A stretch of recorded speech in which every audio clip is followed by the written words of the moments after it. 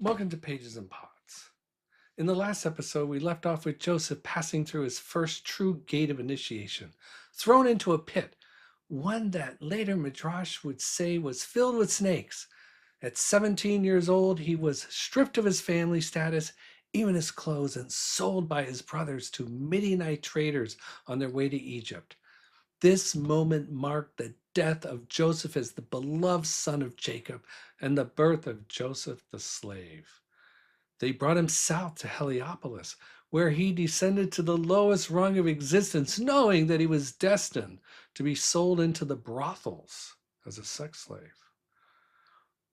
However, Potiphar, a high official of Egypt, identified later in tradition as Potiphar, priest of the sun god of Heliopolis, sees Joseph and purchases him for his household.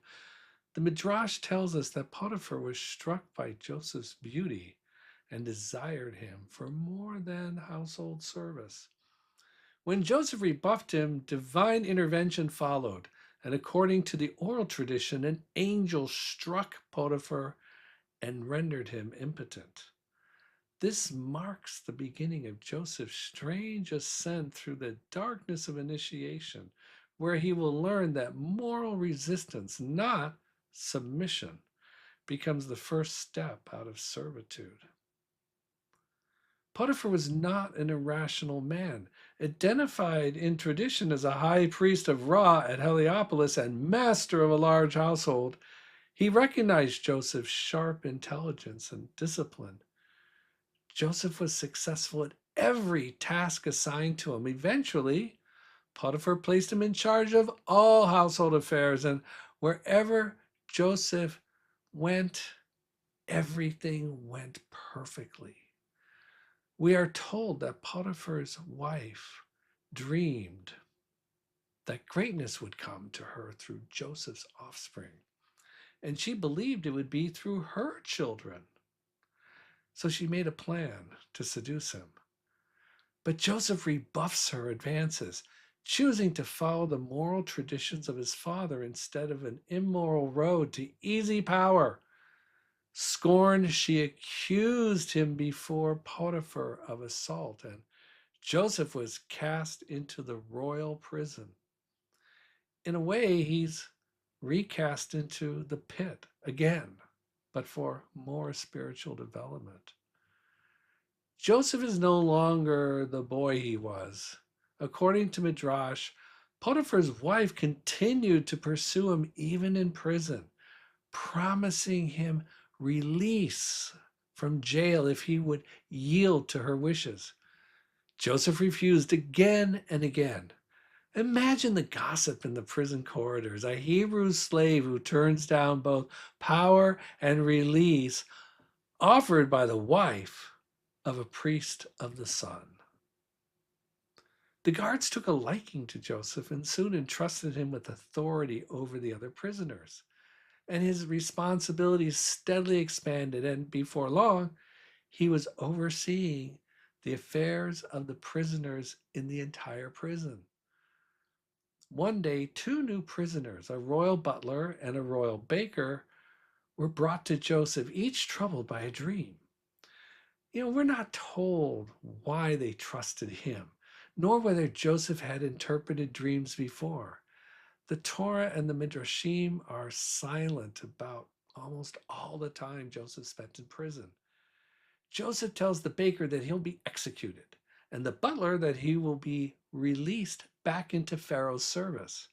3 days later, on Pharaoh's birthday, the baker is hanged, and the butler returns to his former job with Pharaoh, just as Joseph foretold.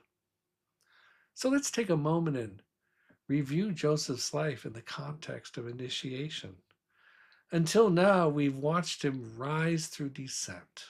When all seemed lost, he was sold into the house of a priest of the sun, where over time he learned the discipline, order, and customs of an elite Egyptian household. He preserved his personal honor by rejecting both Potiphar and his wife, and even at great cost, it landed him in prison. But there, Joseph encountered Egypt from below. He saw the crimes, the laws, and the needs of ordinary people: food, water, clothing. After all, he was placed in charge of the other inmates.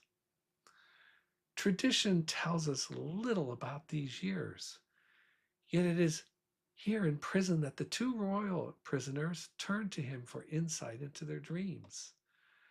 We can't know whether Joseph was known for his clairvoyance, but we do know this: he insists that interpretation belonged to God, and it is this God given discernment which will bring him to power that some say was second only to Pharaoh.